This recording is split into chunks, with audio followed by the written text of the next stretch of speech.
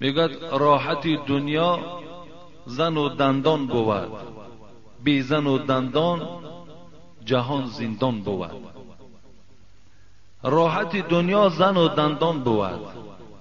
این دندانهای خداداده که امروز ما و شما داریم، وقتی با این هر یک طعامی را که میخوریم مزه طعام میفهمیم، لیکن وقتی بالای این ما و شما تیلا که کشیدیم از لذت همه طعامهای نعمتهای پروردگار محروم میمونیم. این یک زمانی بود که گفتی بچه ها در ماده بود که اگر دندان تیلا کنی خیلی گویا که این جوانی زیرک و جوانی پولدار و جوانی مالدار است. لیکن امروز مردم خیلی پیشرفت کردن. امروز ببین دنیای امریکا، دنیای همون طرفهای دولتهای مترقی را ببینین، یگان نفرش دندان تیلا ندارد. برای ما آدمایی که بلیت خریدنی авиа بلیت میره کروچین اینجا سلکشون هم میمونم، بلیتاشون به حد ارزانی دسترسن. با بغرض ای برادرو проверка регистрация میکنن، проверка виз میکنن، проверка заезд виза. مثلا برای دیپورت کردنتون یا دیپورتون کردگی نیستن. کروچی تمامی همین داکیومنتاتون проверка میکنن. شرکت شفافرما داروهایی را پیشنهاد میکند که برای بیماری‌های درونی و بیرونی انسان دوا بخشند. از قبیل فشار بلندی، گای مرید، بیماری‌های معده، روده، گرده، جگر، عضوهای هاضمه، درد گلو، راه نفس و غیره. اینچنین اگر شما بیماری‌های پوست دارید با مانند پسوریاس، سفیدشوی پوست، داغ‌های سیاه، پس داروهای شفافرما با شما کمک میرسانند. غیر از این اگر شما مشکل‌های اورولوژی و گینکولوژی داشته باشید، پس به شرکت شفافرما مراجعت نمایید و اینچنین مشورت طبی بگیرید. همچنین برای زیاد کردن ریش و موی سر، با قوت کردن مردانگی، داروهایی را با نمود کپسول و روغنی که به صدها در دوا دارند پیشنهاد می‌نمایند. ورق زنین بینید که کنی از دوره های حبیب خدا، صحابه های پیغمبر کدامش همین معرکه ها را برپا می کردن؟ نیست، وجود ندارد.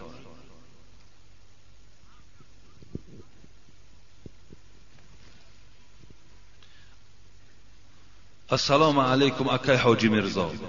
برای چی از دوره های پیشتر همه ملاهایی که قرآن خواندگی عنوان شیخ و ایشان شیدگی برای خلق نمیفهماندن که پیشگیری نمی کردن این گونه اسرافکاری ها را که در کتاب ها نیستند؟ و من باوری کامل دارم که با این درجه را خلق نمی رسید. از همان زمان ها مسجد در هر یک ناحیه ها بود و می توانستند که ملاهای هر یک مسجد پیش راه این گونه کارها را می گرفتند. از راه تاریکی به راه روشنی زندگی خلق را دعوت می‌کردند. برای همین خلق روز میگوید که شما مسلمانان زندگی تاریک دارید. آیا این را نمیفهمید؟ البته این ما از این منبری بلند استاده و داملاهای پیش سنگ نمیزنیم، زیرا که دوره هایی که ملاهای پیش حیات به سر می بردن زمانی بود که این گونه میکروفون و این گونه مسجدهای آباد نبود و این گونه شرایطی که امروز خداوند برای ما و شما مهیا کرده است، این شرایط اون زمان نبود. اون زمان کلمه الله می گفتگی این البته به البته بر جنایت کشیده می شد. از این خاطر اگر همون ملاهای پیش هم خدا رحمت و مغفرتشان کند مثل اگر امروزه شرایط میدادند و مثل امروزه اگر کتابها دربر میکردند، کتابها میداشتند، هر آینه از این حقیقت شما را خبر میدادند. لیکن بیچاره‌ها به این شرایط نرسیدند. یا شاید که خدا رحمتشان کند اینقدر از کتابهای حاضره پیدا نمی کردن. اینقدر کتابی که الحال ما در خانه ها داریم. به این خاطر ما هیچ ملا را سنگ نمی زنیم. لیکن امروز همون ملایی که می گوید که همه اینها از اسلام است و یا ما حق سنگ زدن داریم، برای وی دروغ می گوید. وی دروغ می گوید. من برای شما گواهی می دهم، من برای شما به خدا قسم از تمام معتبرترین کتاب ها دلیل ها میارم که اینا با اسلام هیچ رابطه ندارند. این مشکلات هستند. امروز اگر کدامش اگر گوید و یا حق سنگ زدن داریم، لیکن پیشینی هایی که نگفتن اونا عذر داشتن، شرایط هاشون نبود. حتی در یک مجلس اشتراک داشتیم، بعضی برادرها همراه من بودند. در دوشنبه به نزدیکی یک امام خطیب مسجد جمعه هست، جمعه مردم میگذراند. کسی که میگوید پنجشنبگی در اسلام نیست، 740 در اسلام نیست، وای کافر است گفت. والله که همین سخن گفتم. انا اون جاهل حقی سنگ زدن ما داریم، زیرا که وای منبع درآمدش انا همین ها هست. وای برای درآمد اینها را میگوید. به خدا قسم وای برای دلسوزی نمیگوید، وای به خاطر خدا و پیغمبر نمیگوید، وای به خاطری که از این درآمدها که باز میماند، به این خاطر وای مردم هم میترساند.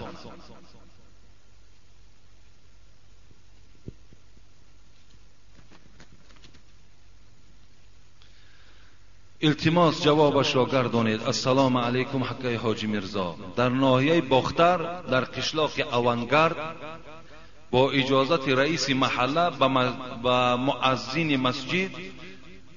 مؤذن مسجد در داخل مسجد پیله پرورشی کرده ایستاده اند. ممکن است یا نه؟ با همراهی رئیس محله و مؤذن مسجد در داخل مسجد پیله میکنم. پیله آیا همین در مسجد جایز است یا نه؟ حبیب خدا شب معراج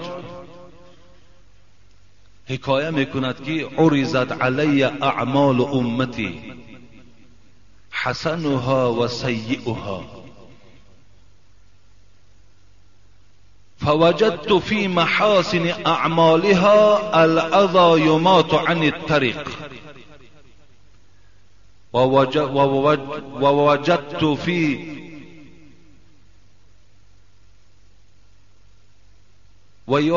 حبیب خدا میگوید شب معراج پیشنهاد من عملهای بندگان خدا را کردند، نیکیها و بدیها را تماشا کردند. از همه اجر بلند حبیب خدا گفت و ثواب کلان را یافتم در همان عملی که از قد راه چیزی را که به مردم آزار میدهد دور کنی. هر چیزی را که از سر راه دور میکنی، حبیب خدا گفت این بهترین اجر دارد، از همه اجر بلندترین انا در همین است. گفت ووجدت في مساوئ اعمالها النخاعة تكون في المسجد لا تدفن. رواه مسلم. حبیب خدا گفت از همه گناه وزنین ترین در عملی هست که انسان وارد مسجد می شود و در مسجد توف می کند. وقتی انسانی که در مسجد توف می کند و توف خود را نمی پوشاند، گفت از همه وزنین ترین گناه را در همین دیدم. گفت این مسجد برای عبادت است، مسجد برای ذکر پروردگار است.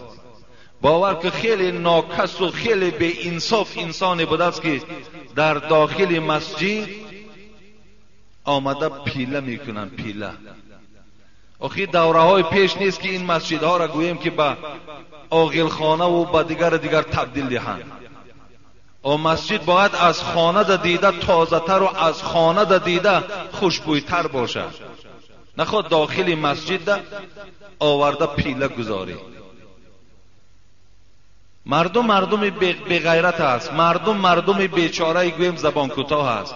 و الا این گونه مؤذن وای حق اذان دادن در مسجد ندارد، وای حرام میکند این گونه مسجدی را که در اون مسجد اذان میگوید، زمانی که در داخل مسجد پیله ها را میارد و میگذارد. این خیلی بیرحمی و بی انصافی است.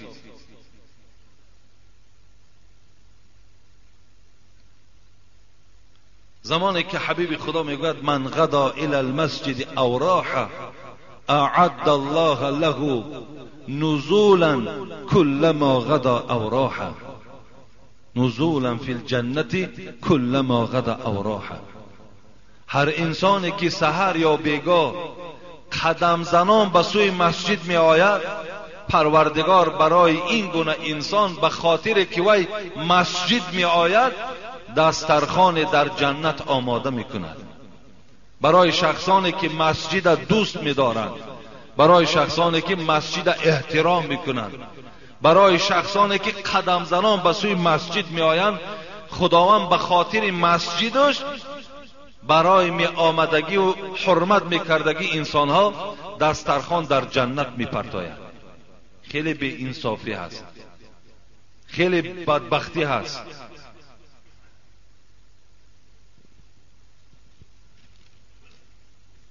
السلام علیکم و رحمت الله و برکاته. اکای حاجی میرزا، با شما 3 سوال دارم. در وقت نماز دیر کردن و دویدن درست است یا نادرست؟ نه، درست نیست. وقتی که شما به سوی جماعت می آیید می دانید که جماعت قائم شده است. حبیب خدا در حدیث های مبارک رخصت نمی دهد که ما دویده آییم. آهسته آهسته قدم زنان به سوی مسجد می آییم. در هر قدم من حسنات می گیریم.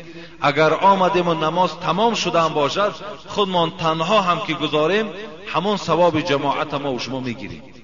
فقط به سوی جماعت ندوین. ولی بسیار آدمای هست که بسیار دویده می آیند. همین دویدن به سوی مسجد پیغمبر خدا من کردن، ندوین گفتن. قدم زنان آهسته آهسته به مسجد آیید. در هر قدمتون حسنات میگیرید. اگر دیرم که کردین ثواب جماعت شما برخوردار شده. خلاص شما مسجد بیایید. موی دراز ماندن جایز است یا نه؟ حبیب خدا 3 طریق موی سر میگوید جایز است، حتی که از همین گویم بین گوش هاشم تا بین گوش ها را موی سر پیغمبر دراز بود. در دیگر روایت از همین نرمی گوش پایانتر بود. در بعض روایت حتی که در شانه هاش می رسید. از این خاطر من کان له شعر فلیکرمه، کسی موی سر دارد موی سر اکرام کند، تازه کند، خوب نگه دارد، باکی ندارد. فقط به ترتیب آرد، فقط پاکیزه و تازه باشد. اگر در وقت نماز خواندن سوختار یا اینکه یگان کار دیگر شود از نماز برآمدن جایز است یا نه؟ بله جایز است. اگر میبینید که یک کار پیش آمد که فلاکت زیاد دارد یا عاقبت ناخوب دارد، شما می توانید که از داخل نماز بیرون شده رفته چی سوختار باشد، چی کدام کار خطرناکی نباشد انجام دهید، بعد آمده از سر نمازهاتون خوانید، درست است، زلالی ندارد.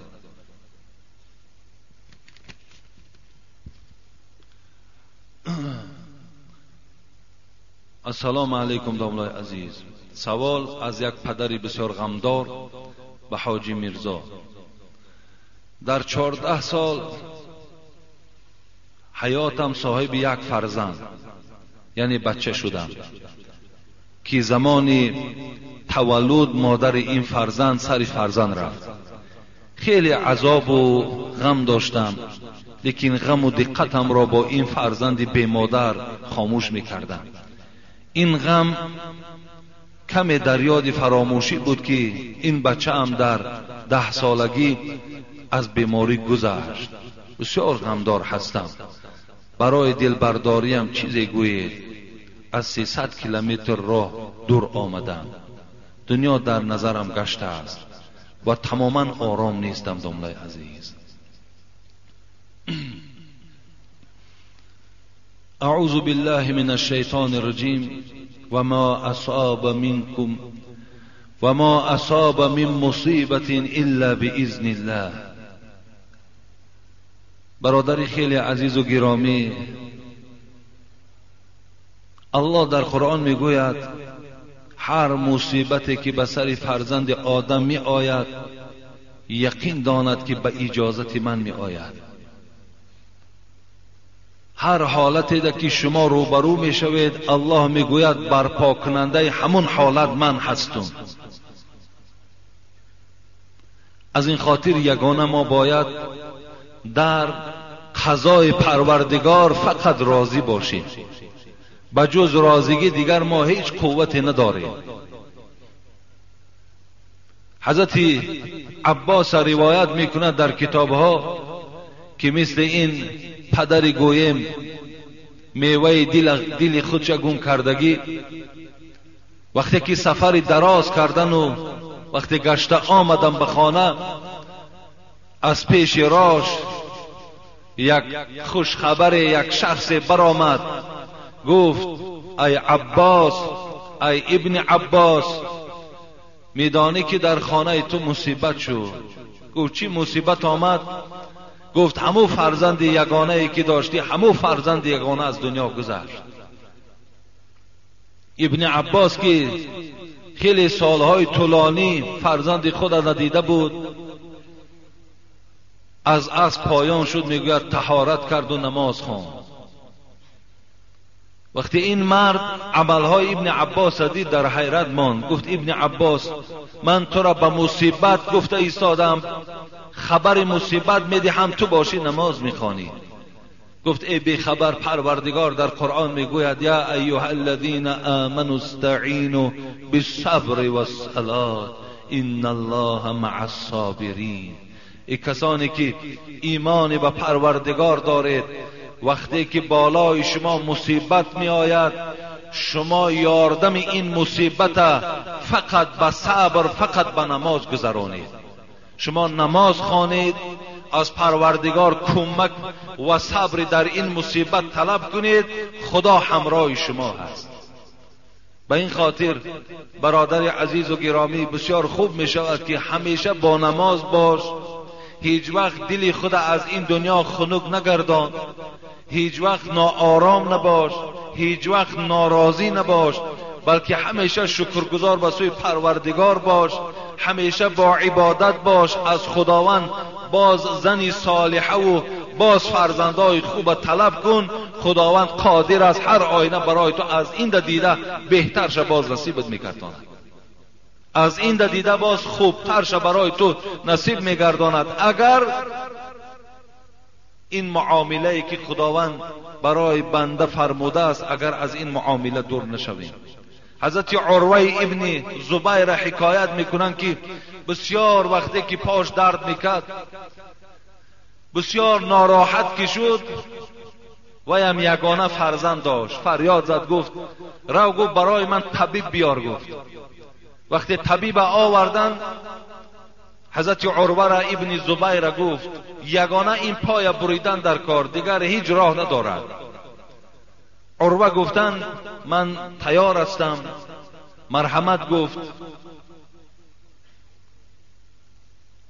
طبیب گفت پیش از آنه که من برای تو،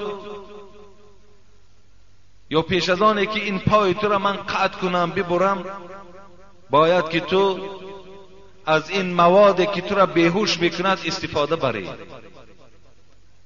عروه گفتن هیچگاه من از اجر و از پاداش پروردگار خود دور نمیکنم، فقط حالتی که من التحیات میخوانم همین پای مرا بدوره. چگونه نمازهای عاشقانه داشتن. وقتی من التحیات لله و الصلوات و طیبات، وقتی این جمله های زیبا را وقتی که خواندن سر کردم، شما بریدن پا را سر کنین که در او حالت من دیگر حس نمی کنم. طبیب گفت میلش. وقتی حضرت عروه میگوید در خواندن همون تشهد نماز آغاز کرد، بریدن پای سر شد. فرزندش که میگوید دیدن این حالت که هیچ قوت نداشت، در حال میگوید بیرون رفت و حتی میگوید از بیرونم بالا یک بانگ بلند برآمد تا این جراحی پدرش انجام یافتند.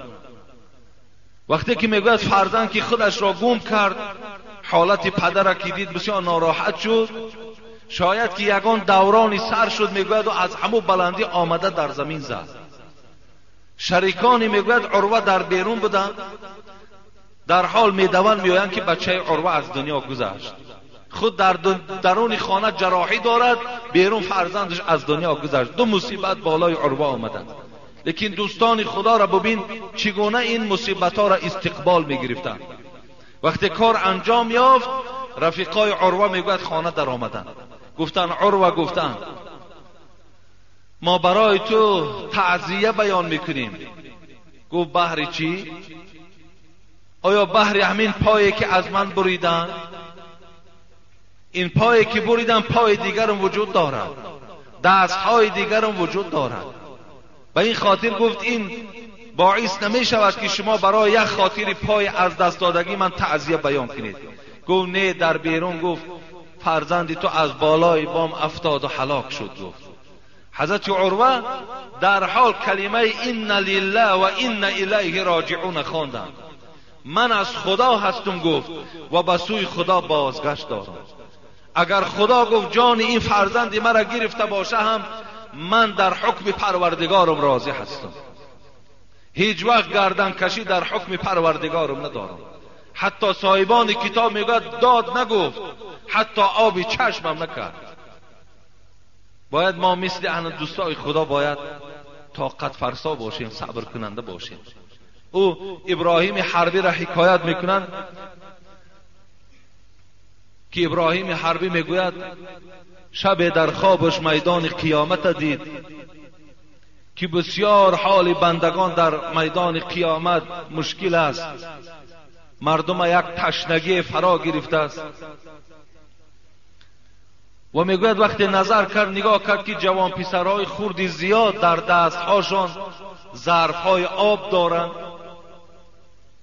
وقتی ابراهیم حربی میگوید حلقم که قاق شد میدان قیامت بود، دوان به پیش یکی از این جوان پسرها رفتم، گفتم برای من از این آب چیزی عطا کن تا که حلقم قاق شد. گفت این برای تو نیست. گفتم برای کیست؟ گفت من کسی هستم که در دنیا در حالتی گویم که به سین سال نابالغ از دنیا گذشتم، پدر و مادر من ندیدم. این آب برای فقط پدر و مادرم هست. گفت ابراهیم حربی میگوید وقتی این سخن شنیدم در حال میگوید از خواب بیدار شدم، از پروردگار طلب کردم که خدایا یگانه همین فرزندی که دارم 10 ساله حافظ قرآن است، خدایا جانش قبض کن تا که در میدان قیامت برای من شفاعت کننده باشد. میگه دعای این دوست خدا قبول شد. همون بچه 10 ساله‌ای که حافظ قرآن بود خدا جانش میگه گرفت. وقتی برادراش می آمدن، نزدیکاش می آمدن ابراهیم حربی را وقتی که تعزیه بیان میکردن میگفت تعزیه بیان نکنید، من خود دعا کردم که خدا جان این فرزندی مرا گیرد. برای همین برادر خیلی عزیز و گرامی در این مسئله خیلی باید ما با طاقت باشیم، با صبر باشیم، در پیشگاه پروردگار پاداشی بلند میگیریم.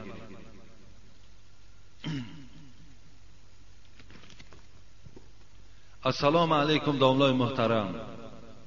با سوال ما جواب دهید که مولای محله ما در امر معروفش طبق رسول الله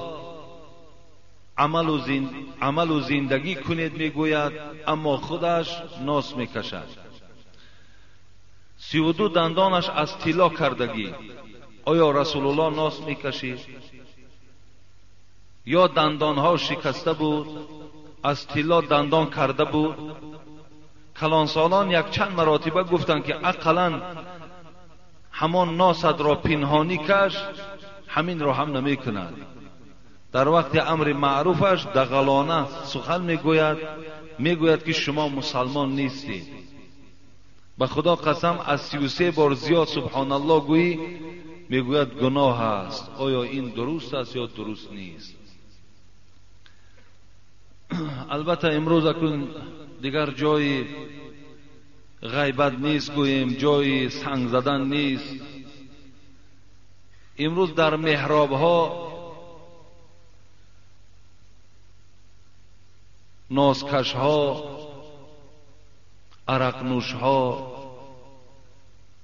و بعضی زناکارها هم نماز مردم خوانده می‌دهند. اینم یک داغ روز است، یک داغ حیات ما و شما هست که این گونه پیشوا را ما و شما صاحب هستیم. خوب میشد که همون پیشوا چنان عمل میکرد که دیگرها از عمل او عبرت میگرفتند. وقتی که پیشوا نازکش باشد یقین دان که قومش هم نازکش میشود. اگر ملا امام غیبتگر باشد قومش غیبت کننده میشود. اونا همون ملا را دیده عبرت میگیرند. و دندان طلا هم حرام است. اگر دندان طلا را به عذر کسی که دندان میکند، دندانهای همین زیبای خداداده که داریم، اگر بالای اینها طلا میکشد این هم حرام است در اسلام. گفتی مولانا گاه یک شعرخوانی دارد، میگد راحت دنیا زن و دندان بود، بی زن و دندان جهان زندان بود. راحت دنیا زن و دندان بود. این دندانهای خداداده که امروز ما و شما داریم، وقتی با این هر یک طعامی را که میخوریم مزه طعام میفهمیم، لیکن وقتی بالای این ما و شما طلا که کشیدیم از لذت همه طعامهای نعمتهای پروردگار محروم میمونیم. این یک زمانی بود که گفتی بچه ها در ماده بود که اگر دندان طلا کنی خیلی گویا که این جوانی زیرک و جوانی پولدار و جوانی مالدار است. لیکن امروز مردم خیلی پیشرفت کردن. امروز ببین دنیای امریکا، دنیای همون طرفهای دولتهای مترقی را ببینین، یگان نفرش دندان طلا ندارد. اونو خیلی در معرفت و فهمیش از ما و شما بلند رفتند. اگر همین دندان طلا فایده آور میشد هر آینه انا همونها دندانهاشون طلا میکردن. برای همین جوانای عزیز هیچ وقت میلی در دندان طلا نکنید، فقط همین دندانهایتان محافظت کنید. به خدا قسم یک دندان انمین خداداده که در دهان دارید از 1000 دندان طلا باور کنید بالاتر است. از 1000 دندان طلا. این بسیار نعمت بلند است. لیکن اون برادرایی که مردم نمازشون میخونین میدهین از نازکشی و از سیگارت کشی و از دیگر اخلاقهای بدی که دارین، از اینها دور باشین. دور باشین که در پیشگاه پروردگار جواب میگویید. ناسا امروز در کتابهایی که الحال در دست من است شیخای عرب حکم حرام دادگی‌اند. حکم به حرام دادن. وقتی از این حرام پروردگار که وقتی تو استفاده میبری تو در پیشگاه خدا جوابگر هستی.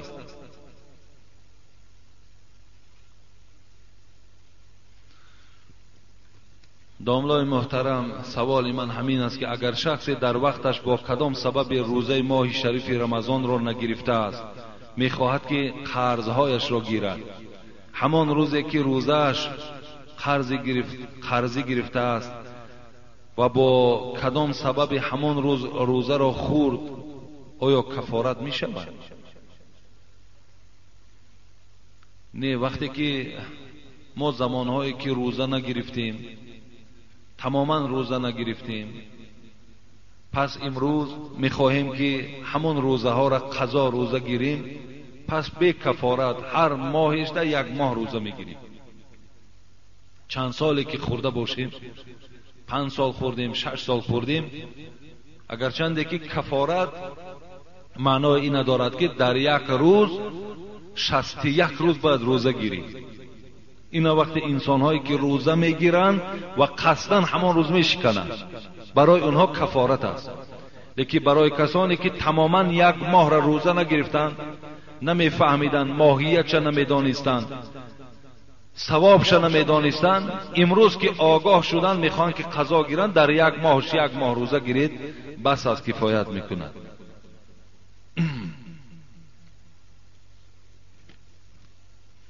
بسم الله الرحمن الرحیم. السلام علیکم اکای حاجی مرزا.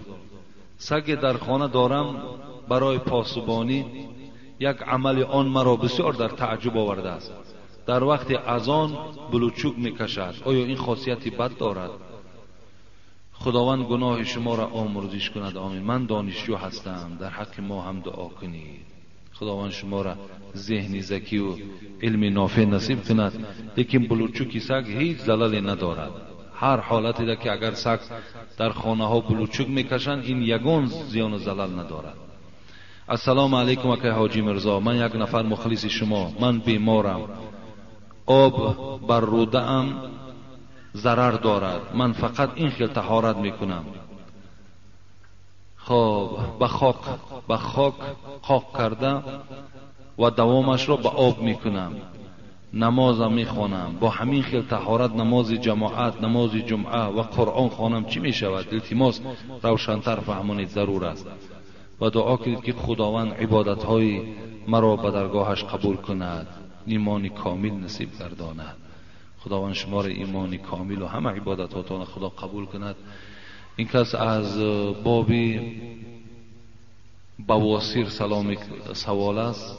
گیمرای ما شما میگوییم اگر در کدام شخصی که همین گیمرای وجود داشته باشد و یقین است که رسانیدن آب به او ضرر دارد، در این حالت ما همون موضع را خشک میگذاریم، ترکش میکنیم، آبش نمیرسانیم، دیگر موضع ها مانده آب رسانیدن نماز مانه خواندن میگیریم، یگان زیان و ضلال ندارد.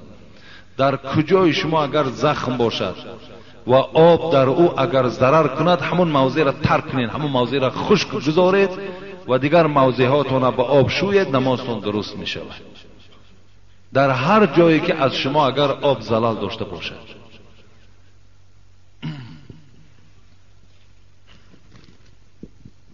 السلام علیکم بابای حاجی، ما از شما خواهش داریم که با سوال ما جواب پوره گردانید. بر سر منزل رفتن زن ممکن است یا نه؟ ممکن نیست برادرای عزیز. کدام شما اگر زنهای شما زیارت سر قبرها می رود، شما پیش رای اونها را گیرید. ما حیران می شویم که تو مردک خانه ماندگی زنی تو می رود زیارت قبر می کند. این خیلی تعجب آور است. کجا می رود زیارت می کند؟ برای زن زیارت بهترین زیارت شوهرش است. شوهرش زیارت کند. اگر از همینجا خسته رفته رسول اکرم در روضه مبارک زیارت کرده، آید شوهر از او راضی نباشد، در قیامت این زن بدترین زنهای میدان قیامت است. برای زن از همه ده بهترین زیارت کننده فقط شوهرش است. این دروغ است که یک دسترخوان نان و یا که یک دیگر تایکش کردگی و بعد مزار به مزار و قبر به قبر میگردد. زمانی که آلی شوهرش از او راضی نیست یا شوهرش درک ندارد، زیارت زنها را تمام صاحبای کتاب منع کردن، گفتن جایز نیست رفتن شما به قبرستان. می توانند در همون خانه نماز خوانند، به هر کسی که اخلاص دارند در حقش دعا کنند، دعاش خداوند به حق همون دوست خدا بزرگ خدا می رساند. کاش که اونها باز زیارت قبرها روند، حالت اونها را می بینی به خدا قسم همون صاحب قبرم در همون موضعش بیچاره ایستاده نمیتونه. پیش از آن یک تو زیارت قبر می روی، اول یک سر اندام تا تماشا کن، اول یک اخلاق تا حمیده گردان، یک بهبودی در عبادتت پیدا کن و الا جایز نیست برای تو. بهترین زیارت برای زنها این شوهرهاشون نیست. شوهرهاتون احترام کنید، به قدر شوهرهاتون رسید، این است زیارت شما. شوهر راضی، یک بار تبسم در بالای شوهرت کو، حبیب خدا گفت خداوند کلی گناه تا میبخشد. یک بار تبسم بالای چهره شوهرت کو، خداوند همه گناه تا میبخشد، به خاطر که تو دل شوهر راضی کردی. حالی بعضیش میشال شوهران ناراضی، شوهرها گویم نسبت چون نفرت دارن، بعد شب یا تهجد میخونه یا که 5 وقت نمازش میخونه یا روزه میرم چیزی از داره یا روزه دیگه دارن، با او روزه را میگیرن. برای تو روزه و برای تو حج و برای از همه این عبادت ها دیدم. اگرچند اینها هم در گردنت اگر مالدار و شرایطدار باشی فرض است، لیکن از همه این دیده برای تو ثوابتر حرمت شوهرت نیست. حبیب خدا اعظم الناس حقا علی المرأة زوجها گفتند بزرگترین حق بالای زنها این حق شوهرهاشون نیست. امروز سوالهای در من می آید که زن من مرا دشنام داد در دهانم، آیا طلاق در بین ما واقع میشه یا نه؟ خاک بر دهن هم تا زنی که دهن شوهر که نام گیری باید دیگر چی زندگی هست؟ این یک بدبختی است. اگرچند که من نمیتونم گفته شما را که طلاق شان دهید، لیکن آخی از این در زندگی تلخ دیگر وجود ندارد. وقتی دهن شوهر نام گرفت، وقتی دهن پدر و مادر تا نام گرفت، دیگر این چی زندگیش میماند؟ برای همین بهترین صورتش همین است که شوهرهاشون را زیارت کنند، شوهرها را راضی کنند، خسر و خوشتامنها را راضی کنند، پدر و مادر خودشون را راضی کنند. انا این است بهترین زیارت برای شوهرها. دیگر هیچ حاجت نیست که اونا مزار به مزار، قبر به قبر سیر و گشت کنند.